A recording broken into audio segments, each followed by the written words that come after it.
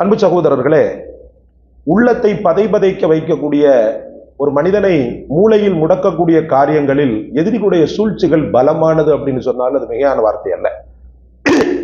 முகமது ரசூலுல்லாஹி ஸல்லல்லாஹு அலைஹி வஸல்லம் அவர்களையும் சில நேரங்கள்ல சோர்வடைய செஞ்சிடும். எல்லா நேரமுமே ஒரு மனிதன் எதிர்த்து நிக்கணும் அப்படின்ற மாதிரிலாம் இருக்க மாட்டான். சில பல நேரங்கள்ல அவனுக்கு உடல் பலகீனம் ஏற்படும், உள்ளத்தின் பலகீனம் ஏற்படும். அதே பார்த்தீங்கன்னு சொன்னா அவன் இதையே நினைச்சுக்கிட்டு இருந்தான்னு சொன்னா அவனுடைய வாழ்க்கையை பார்க்கறதுக்கு உண்டான ஒரு சூழல் இல்லாம போயிடும். ஒரே எதிரி என்னதை செய்வான், அவனுக்கு போட்டி எப்படி போடலாம், இப்படியே மட்டும் ஒருத்தன் நினைச்சுக்கிட்டே இருந்தான்னு வச்சுக்கிறோங்க. காலம் முழுக்க ஒரு சைக்கோ தான் சுத்திக்கிட்டு இருக்கணும்.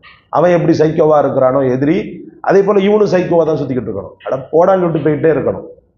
இவனை எவ்வளவு காலம் வாழ்ந்துருவான் அப்படின்ற மாதிரி நினைச்சிட்டோன்னு சொன்னா அல்ஹம்துலில்லாஹ் எதிரிகள் ஒரு பெரிய தாக்கத்தை நமக்குலாம் ஏற்படுத்த முடியாது. ஏன்னா உலகத்துல எல்லாத்துக்குமே ஒரு எண்டிங்ன்றது ஒண்ணு இருக்குது.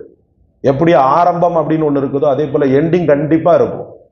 சாதாரணமாக ஒரு கட்டுரையை ஒருத்தர் எழுதுறாரு, கட்டுரை எழுதிக்கிட்டேவா இருக்கிறாரு, முடிவுன்னு ஒண்ணு இருக்குதா இல்லையா, முற்றுப்புள்ளின்னு ஒண்ணு இருக்குதா இல்லையா, இவன் எவ்வளவு காலம் நமக்கு செஞ்சிருவான், செஞ்சுக்கிட்டு போறான். ஒரு முற்றுப்புள்ளி அவனுக்கு இருக்கத்தானே செய்யுது. மேற்கொண்டு இந்த முற்றுப்புள்ளியை அல்லாஹ்விடத்துல கேட்டுறணும்.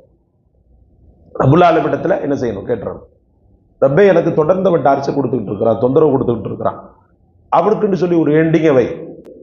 எதிர்ப்பாக என் விஷயத்தில் அவன் ஏதாவது சதிகளை சூழ்ச்சிகளை செய்யாத வண்ணம் அவனுடைய மூளையை முடக்கிவிடு அப்படின்லாம் ரசூலுல்லாஹி ஸல்லல்லாஹு அலைஹி வஸல்லம் துஆ செய்திருக்கிறார்.